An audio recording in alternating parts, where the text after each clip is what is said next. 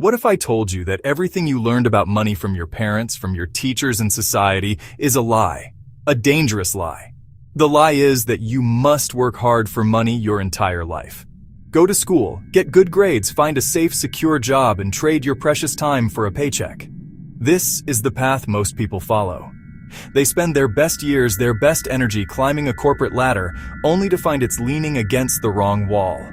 They get stuck in a cycle of earning and spending, always one paycheck away from disaster, living in constant fear of losing their job. This is not living, it is merely surviving. The truth is, working for money is the slow route to wealth. It is the path of the employee and the self-employed, the left side of my cash flow quadrant. Let me tell you a story about two people I knew. Let's call them Sarah and Tom. Both were dedicated school teachers in the same city, similar salaries, similar backgrounds, started their careers around the same time. Both worked incredibly hard, shaping young minds, contributing to their communities. According to conventional wisdom, their financial futures should have been nearly identical. Both were good, honest, hardworking people, but their financial outcomes were worlds apart. Tom followed the traditional path. He worked his job, paid his bills, put a little money away in a savings account each month, just like his parents told him to. Tom believed his job was his greatest asset. Sarah, on the other hand, had a different philosophy, one she learned from her rich dad. She understood that her job was not her asset. It was just a source of income to acquire true assets. While Tom was buying liabilities that took money out of his pocket, Sarah was using her paycheck to buy assets that put money into her pocket. She started small. Instead of buying a new car, she drove an older, reliable one. Her first investment was a small duplex in a nearby neighborhood. She used her savings and a loan to buy it. She lived in one unit, rented out the other. The rent from her tenant covered most of the mortgage. A few years later, she used the equity in that property to buy another one. She repeated the process again and again. While Tom was working for his money, Sarah's money was working for her, generating income every single month, whether she went to her teaching job or not. Making money work for you is a simple concept. It means you own things that generate income for you without you having to actively trade your time for it. Think about it. When you work at a job, you are the one doing the work. You show up, you clock in, you perform tasks, and you get paid. If you stop working, the money stops coming. This is active income. You are the engine. But when your money works for you, your money becomes the engine. You acquire assets, things that put money in your pocket. And those assets work around the clock, 24/7, to make you richer. They don't ask for raises, they don't take vacations, and they don't get sick. The key to understanding this is knowing the difference between an asset and a liability. This is the most important financial lesson you will ever learn. An asset puts money in your pocket. A liability takes money out of your pocket. It is that simple. The rich spend their lives acquiring assets. The poor and middle class spend their lives acquiring liabilities that they think are assets. Your fancy car is not an asset. It takes money out for gas, insurance, repairs. Your primary residence, the one you live in, is not an asset. It costs you mortgage payments, taxes, maintenance. It is a liability. The goal is to build a portfolio of these assets, a powerful army of money-making soldiers that generates enough income to cover all your monthly expenses. The single most important habit for building wealth is to pay yourself first. This sounds simple, but most people do the exact opposite. What does the average person do when they get their paycheck? First, they pay their landlord, they pay their mortgage, they pay their car loan, they pay their credit card bills, they pay their utility bills, they pay their grocery bills, they pay everyone else first. And what happens at the end of the month? If there is anything left over, they might try to save it. More often than not, there is nothing left. They pay themselves last or not at all. This is a poor person's mindset. Paying yourself first means you reverse this process entirely. Before you pay a single bill, before you buy groceries, before you do anything else, take a portion of your income and put it aside for your investments. Pay your future self first. This is not saving for a vacation. This is setting aside capital to purchase assets. Start with at least 10% of your gross income. If you get a paycheck for $3,000, the very first bill you pay is a $300 transfer to your investment account. This money is off limits except to acquire assets. This creates a positive kind of pressure. After you've paid yourself, you will look at what's left and think, how am I going to pay all my other bills? That forces creativity and financial intelligence. This non-negotiable habit is the foundation of wealth.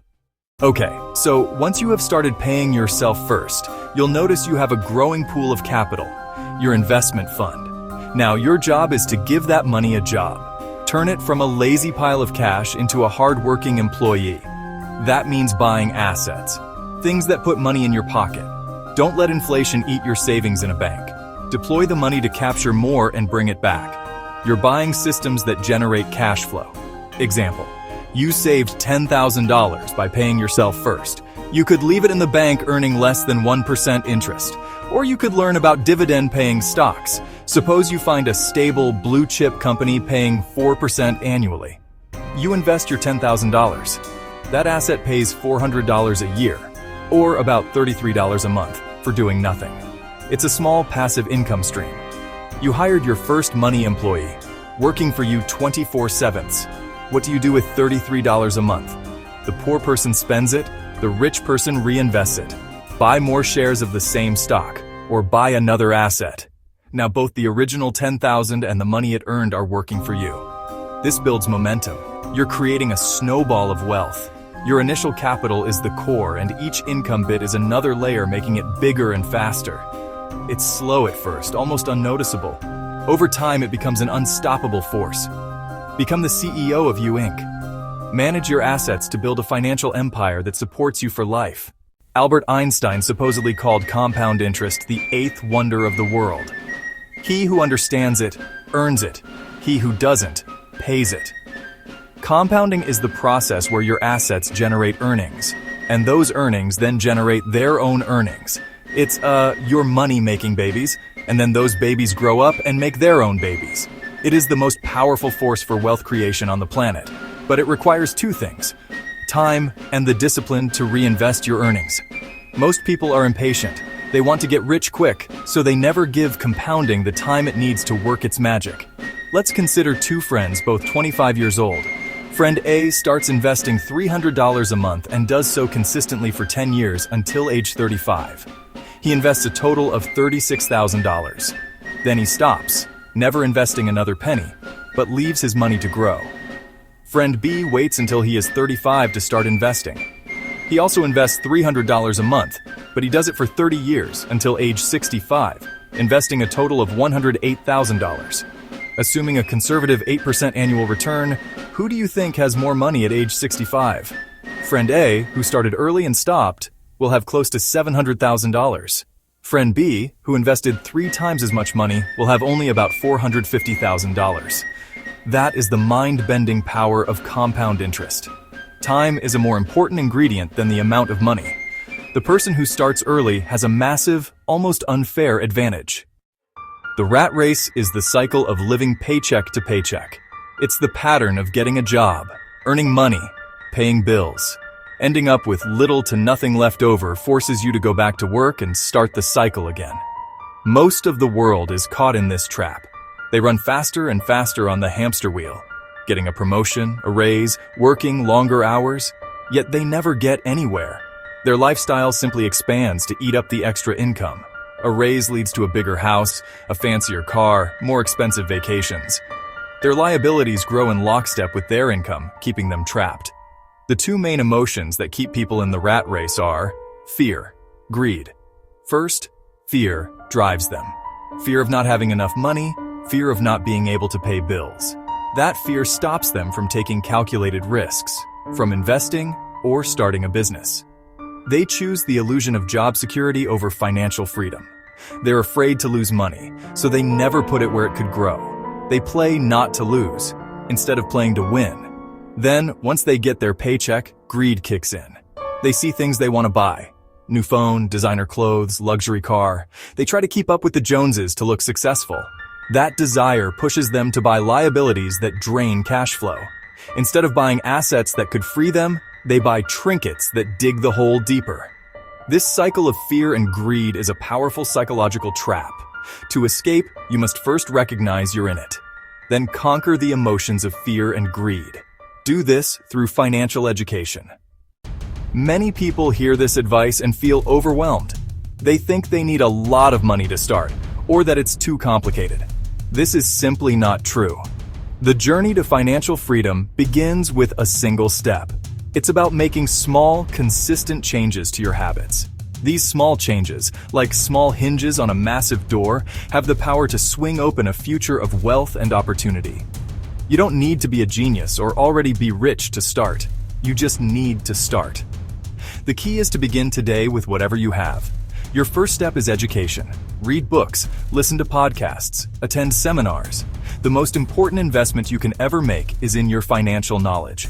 The more you learn, the more opportunities you will see, and the more confident you will become. Spend an hour a day learning about money. Spend an hour a day learning about investing. Spend an hour a day learning about business. This is more valuable than any college degree. My rich dad always said, "The mind is the single most powerful asset we all have. What you put into your mind determines what comes out of your wallet." Start by building your financial IQ. Next, take a small, concrete action. You don't need to buy an apartment building tomorrow. Can you save an extra $50 this month? Can you open a low-cost brokerage account online? Can you buy one share of an ETF or a dividend-paying stock? The size of the action is irrelevant. The act of starting is what matters. Once you buy your first asset, no matter how small, your mindset will shift. You will start thinking like an investor. Every great financial empire started with a single dollar saved and invested wisely. Your empire can start today. The choice is yours. You can continue down the well-worn path that society has laid out for you. You can keep working for money, trading your life for a paycheck, and hoping you have enough to retire on someday. You can remain a passenger in your own financial life, letting your employer dictate your future, letting the government dictate your future, letting the banks dictate your future. This is the path of the majority. It is a path of financial servitude, paved with fear and uncertainty. It is the path of my poor dad, a brilliant man who worked hard his whole life but died with little to show for it. It is a safe path that leads directly off a financial cliff. Or you can choose a different path. You can choose the path of financial education and independence. You can decide today to stop working for money and start making money work for you. This is the path of the rich. Think for yourself. Go against the crowd. Take control of your own destiny. It requires discipline and a willingness to learn. It is not a get-rich-quick scheme. It is a get-rich-for-sure plan, built on timeless principles of acquiring assets, building passive income. This is the path my rich dad taught me. Do not wait for the perfect time. Do not wait until you have more money. Do not wait until you know everything. The perfect time is now. The world is changing faster than ever. Job security is a myth. Pensions are disappearing. You cannot afford to entrust your financial future to anyone else. You are the only person who can make you rich. You are the only one who can secure your future. The power to change your life is not in your next paycheck. It is in your mind and in the choices you make starting this very moment. So, what will you do? Will you finish reading this and go back to your old habits, your old ways of thinking, or will you take the first step?